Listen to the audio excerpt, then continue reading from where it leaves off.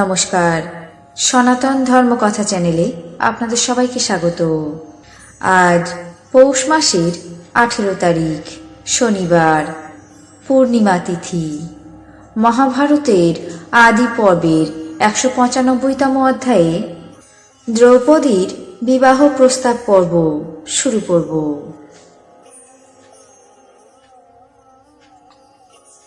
নারায়ণং নমস্কৃত্য নরং চৈব নরোত্তমং দেবীং সরস্বতীং ব্যাসাং ততো জয়মুদীরয়েৎ।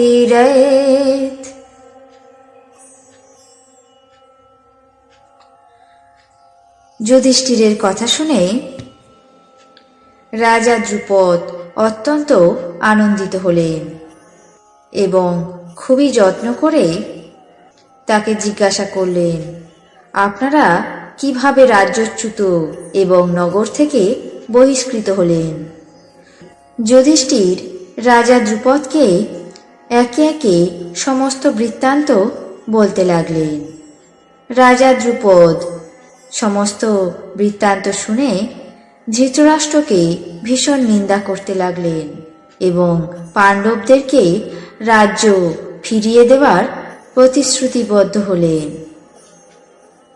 তারপর কুন্তী, কৃষ্ণা, ভীম, অর্জুন, নকুল, সহদেব সবাই রাজার আদেশ অনুসারে ভবনের মধ্যে প্রবেশ করে উপবেশন করলেন। রাজা দ্রুপদ এবং তার পুত্র ধৃষ্টদ্যুম্ন যুধিষ্ঠিরকে বললেন, আজ অত্যন্ত শুভ দিন, অতএব অর্জুন এবং দ্রৌপদীর বিবাহের কার্য আজই সম্পন্ন করা যাক। যুধিষ্ঠির বললেন, হে রাজন, আমারও আজ পত্নী গ্রহণ করা কর্তব্য। দ্রুপদ আশ্চর্য হয়ে বললেন, আপনি কি আমার কন্যাকে বিবাহ করতে চান, নাকি আপনার কোনো মনোনীত কন্যা এখানে উপস্থিত হবেন? যুধিষ্ঠির বললেন, মহাশয়, আগেই আমাদের জননী অনুমতি দিয়েছেন দ্রৌপদী আমাদের সকলেরই পত্নী হবেন। আমি এখনো বিবাহ করিনি, একমাত্র ভীম বিবাহ করেছে।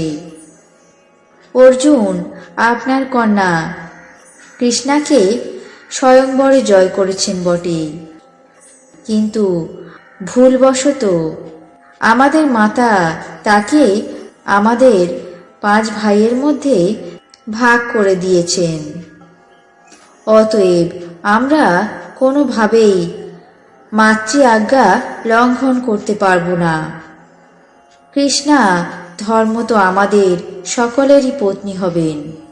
অগ্নি সাক্ষী করে আমরা তাকে বিবাহ করব। দ্রুপদ বললেন, হে পাণ্ডব, এক পুরুষের বহু পত্নী আছে এমনটা শাস্ত্রে আছে, কিন্তু এক স্ত্রীর অনেক পতি কখনোই সম্ভব নয়। আপনি অত্যন্ত পবিত্র, পরম ধার্মিক, আপনার এমন কথা বলা উচিত নয়। লোক আচার, বেদ বিরুদ্ধ অধর্ম কাজের অনুষ্ঠান করা কখনো আপনার উচিত নয়। যুধিষ্ঠির বললেন, মহারাজ, ধর্ম অতি সূক্ষ্ম পদার্থ, ধর্মের গতি আমরা কিছুই জানি না। পূর্বপুরুষদের প্রথা অনুযায়ী আমরা চলে থাকি। আমার মুখে কখনো মিথ্যা কথা উচ্চারিত হয় না, আমার হৃদয়েও কখনো অধর্ম স্থান লাভ করতে পারে না। বিশেষত আমাদের মাতা এ বিষয়ে আদেশ করেছেন, তাই আমরা এটি অবশ্যই পালন করব। রাজন, এটি অবশ্যই ধর্মসম্মত হবে। আপনি এই বিবাহের অনুষ্ঠান আয়োজন করুন। দ্রুপদ বললেন, হে কুন্তীপুত্র, আজ নয়, কাল আপনি এবং আপনার মাতা, আপনারা সকলে এই বিষয়ে আলোচনা করে স্থির করবেন এবং যা বলবেন আমি তাই করব। রাজা ধ্রুপদ এই কথা বলে প্রস্থান করলেন। তারপর সকলে মিলে বিবাহের বিষয়ে নানা কথা আলোচনা করছে। এমন সময়ে মহর্ষি বেদব্যাস সেখানে উপস্থিত হলেন। বেদব্যাসকে দেখে পাণ্ডবগণ পাঞ্চাল রাজ উঠে তাকে অভিবাদন জানালেন। মহর্ষি তাদের পূজা গ্রহণ করে কুশল জিজ্ঞাসা করলেন। তার কিছুক্ষণ পর রাজা ধ্রুপদ দ্রৌপদীর জন্য ঋষিকে মধুর বাক্যে জিজ্ঞাসা করলেন, হে ভগবান, এক নারী কিভাবে অনেকের ধর্মপত্নী হতে পারে? আপনি এ বিষয়ে যা যথার্থ হয় তাই আজ্ঞা করুন।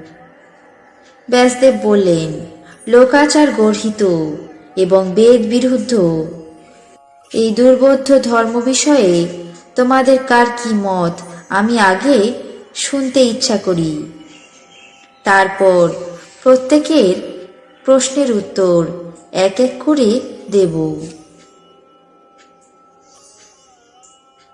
আজ মহাভারতের আদি পর্বের 195তম অধ্যায়ে দ্রৌপদীর বিবাহ প্রস্তাব পর্ব এখানেই শেষ করছি। বাকি অংশ আগামী পর্বে পাঠ করে শোনাব। এখন জেনে নেব আজকের দিনের 12টি রাশির রাশিফল। মেষ, সন্তানের সাফল্য। বৃষ, অম্লরোগে কষ্ট। মিথুন, বিত্তহানি। কর্কট, সাধুসঙ্গ। সিংহ, রোগমুক্ত। কন্যা, লগ্নিতে বাধা। তুলা, নেত্ররোগে কষ্ট। বৃশ্চিক, নাটকীয় পরিবর্তন। ধনু, রাজনৈতিক বিবাদ। মকর, পাওনা আদায়। কুম্ভ, অস্থিরতা। মীন, অভিমান। এই ছিল আজকের দিনের 12টি রাশির রাশিফল। আপনাদের কেমন লাগলো তা অবশ্যই কমেন্ট বক্সে জানাবেন। চ্যানেলটিকে সাবস্ক্রাইব করবেন, লাইক করবেন, শেয়ার করবেন। ধন্যবাদ।